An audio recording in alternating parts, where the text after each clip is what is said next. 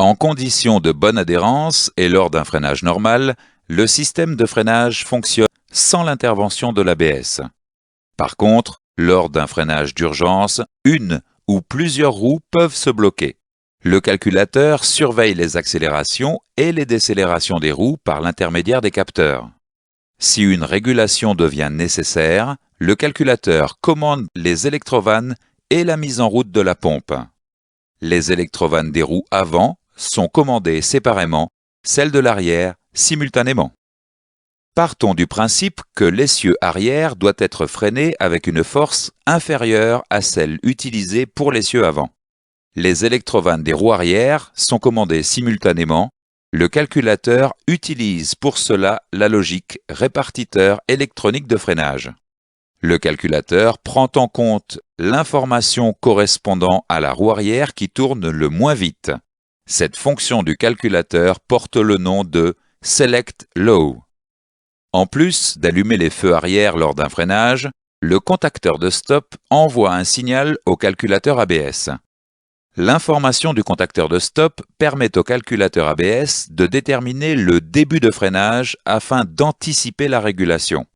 De même, au relâchement de la pédale, l'information du contacteur de stop permet au calculateur de quitter une régulation ABS plus rapidement. Voyons maintenant un freinage sans régulation.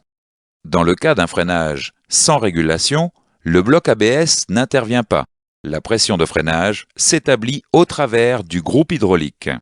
Au repos, les électrovannes d'admission sont ouvertes et les électrovannes d'échappement sont fermées. La montée en pression s'effectue dans le circuit et s'établit uniformément. Voyons maintenant la phase du maintien de pression. La montée en pression s'effectue dans le circuit. Dans ce cas, le glissement de la roue tend à dépasser le seuil.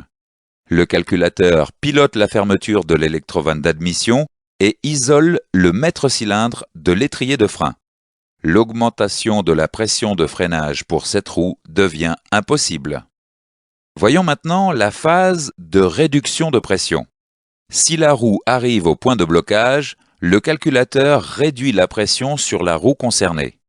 L'électrovanne d'admission demeure fermée, l'électrovanne d'échappement s'ouvre et la pompe se met en marche.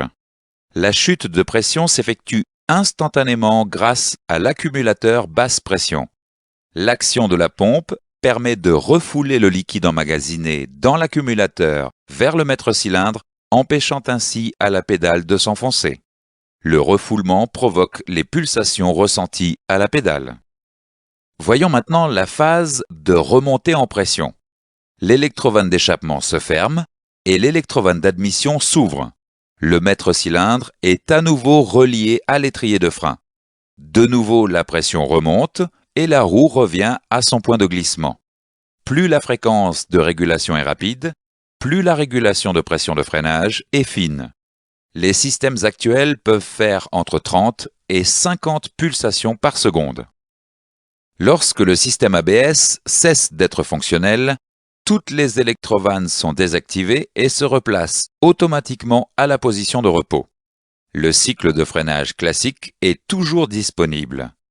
Ainsi, la pression du circuit est directement admise dans les cylindres récepteurs. Le conducteur doit cependant connaître les conséquences d'une conduite sans ABS ou avec le système ABS hors service.